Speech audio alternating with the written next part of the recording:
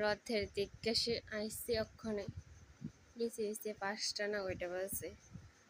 আজকে যেহেতু উল্টো রথ, তো আমি রথ টাইনা টাইনা আইসি, এখন আয়া বইছি, ঠিক আছে। তো আমার এই ব্লগটা কেমন লাগছে তোমরা কমেন্টে কইবা, আর তোমরা যতটুকু পারছে ততটুকু দেখাইছি। তো ভালো লাগলে লাইক কমেন্ট শেয়ার করে দেব, ঠিক আছে। টাটা।